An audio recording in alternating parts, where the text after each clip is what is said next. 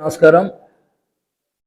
జగన్మోహన్ రెడ్డి అధికారంలోకి వచ్చాక ఈ రాష్ట్రంలో ఉన్నటువంటి సహజ సంపదలన్నింటినీ కూడా దోచుకోవటం మనందరం కూడా చూస్తూ ఉన్నాం. ల్యాండు, శాండు, వైను, ఐలాండు అన్నిటిని కూడా తన దోపిడీకి గుర్తుగా ఆ 4 కూడా ఎన్నుకోవడం జరిగింది. ఈరోజు నేషనల్ గ్రీన్ ట్రిబ్యునల్ ఏదైతే ప్రత్యేకంగా నదీ గర్భంలో తవ్వకాల మీద సీరియస్గా ప్రభుత్వానికి వార్నింగ్ ఇచ్చి 400 నుంచి 500 కోట్ల రూపాయల వరకు జేపీ ఇన్ఫ్రాకి ఫైన్ వేసినప్పటికీ ఇప్పటికీ కూడా యథేచ్ఛగా ఇంకా నదీ గర్భంలో తవ్వకాలు జరుగుతూ ఉన్నాయి.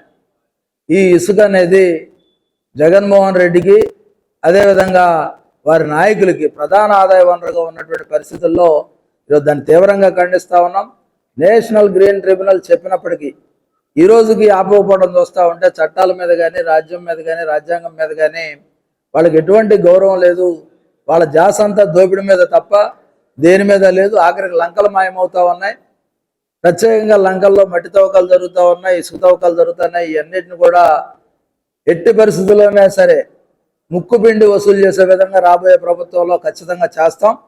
ఎప్పటికైనా సరే జగన్మోహన్ రెడ్డి గారు తన అనుచరులు చెప్పాలి వైకాపా కార్యకర్తల దోపిడీ. ఎందుకంటే కొండలు గుట్టలు అన్నీ కూడా ఏ విధంగా దోపిడీకి గురయ్యాయో మనందరం కూడా చూసాం. రాజానగరం కానీ అదేవిధంగా అనపర్తి నియోజకవర్గంలో కానీ కొండలన్నీ కూడా కరిగిపోయాయి. ఈరోజు నదీ గర్భంలో కూడా ఇసుక వల్ల అంతా కూడా కరిగిపోతూ ఉంది. అది పర్యావరణానికి పెను ప్రమాదంగా ఉన్నప్పటికీ జగన్మోహన్ రెడ్డికి కానీ వారి అనుచరులకు కానీ కనీసం ఎక్కనే పరిస్థితుల్లో ఉన్నారు కనుక దాన్ని తీవ్రంగా ఖండిస్తూ ఏదైతే పర్యావరణాన్ని కాపాడవలసిందిగా కోరుతా ఉన్నాం. తర్వాత అభ్యర్థుల ప్రకటన తర్వాత చిన్న చిన్న అసమ్మతులు ఇవన్నీ కూడా ఉంటాయి. అన్నింటినీ కూడా మేము ఖచ్చితంగా అడ్రస్ చేస్తాం. వారికి ఏ విధంగా న్యాయం జరగాలో ఏంటనేది చంద్రబాబు నాయుడు గారు తప్పకుండా ఆలోచిస్తారు.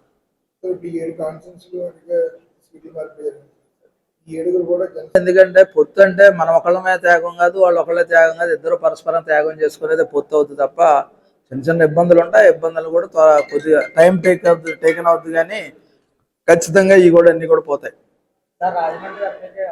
పేరుంటే వాళ్ళదే. ఈరోజు ప్రత్యేకంగా ఈ సమావేశాన్ని కూడా ఈరోజు పెట్టాము, రాజమండ్రి పార్లమెంట్ సమావేశాన్ని. రేపు ఉమ్మడి వేదిక ద్వారా 28వ తారీఖున తాడేపల్లిగూడెంలో ఉమ్మడిగా జనసేన అదేవిధంగా చంద్రబాబు నాయుడు గారు, పవన్ కళ్యాణ్ గారు, చంద్రబాబు నాయుడు గారు ఇద్దరు కలిసి ఉమ్మడిగా ఒక సమావేశాన్ని ఏర్పాటు చేస్తా ఉన్నారు. అక్కడ ఉమ్మడి మేనిఫెస్టో కూడా విడుదల చేయబోతూ ఈ రాష్ట్ర భవిష్యత్తుకి వాళ్ళు ఏ విధంగా దశాదిశ నిర్దేశం చేయడం కోసం ఉమ్మడి సమావేశాన్ని ఏర్పాటు చేస్తాం. దాన్ని విజయవంతం చేయమని శ్రేణులందరినీ కోరాం. ఆ విధంగానే కార్యాచరణ ఉంటుంది. ఆ సమావేశం అయిన తర్వాత ప్రకటించినటువంటి అభ్యర్థులతో పాటు మేమందరం కూడా దీనికి వెళ్ళడం జరుగుతుంది. ఖచ్చితంగా పార్టీ తగిన విధంగా ఈరోజు పార్టీకి ఏ విధంగా ఉపయోగపడ్డారో వాళ్ళని కూడా అదే విధంగా ఉపయోగించుకుంటారు. Okay, thank you. కదా ఇప్పుడు ఇంకా చాలా ఉన్నాయి. వాటిలో ఏం చేయబోతున్నారని చంద్రబాబు నాయుడు గారి మనసులో ఉంది తప్ప మన మనసులో ఎవరిది లేదు. ఆయన ఎవరికి అన్యాయం చేస్తారని నేనైతే అనుకోవటం లేదు. ఖచ్చితంగా న్యాయం జరుగుతుంది.